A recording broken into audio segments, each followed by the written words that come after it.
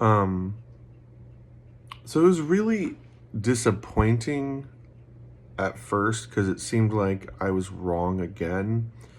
But then it was really difficult because I knew prophetically that I was on the path to meet my wife. Um, and so I had to wrestle with those because either I'm right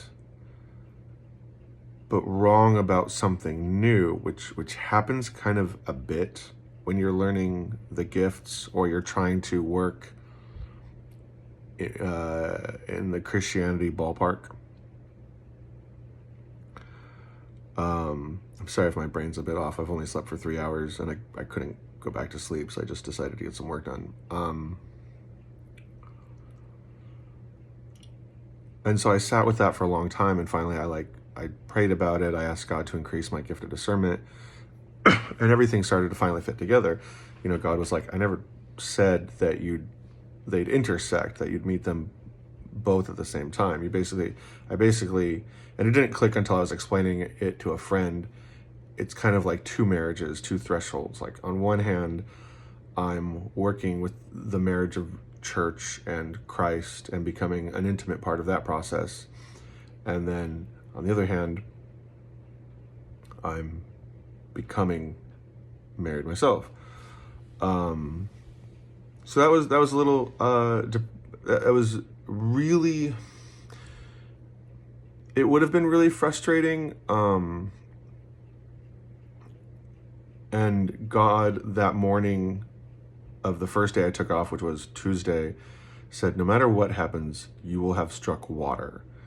And I knew that was a great thing because that basically meant like the overflowing wellspring of life, you know, heavenly virtue and love and process, the ability to tap into process and, you know, inner power and create loving, living moments in humanity and time.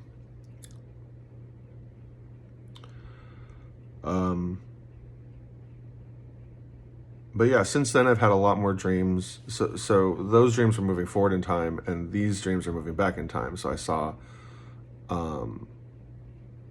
us. What was the farthest dream I saw? I've seen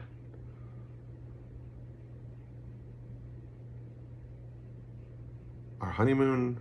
I've seen our wedding. I've seen 2 days I think a day or two before the wedding. I've seen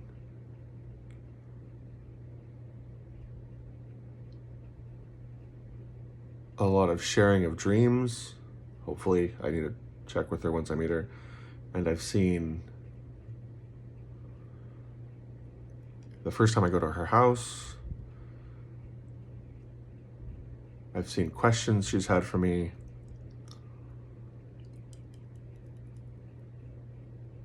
I've seen that she's gentle and kind.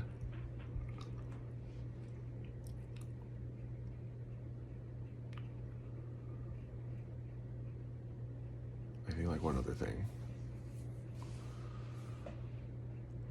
So it's like going back in time. And so I believe it'll be there soon. I believe I'll be married by, my discernment's telling me kind of around December 1st.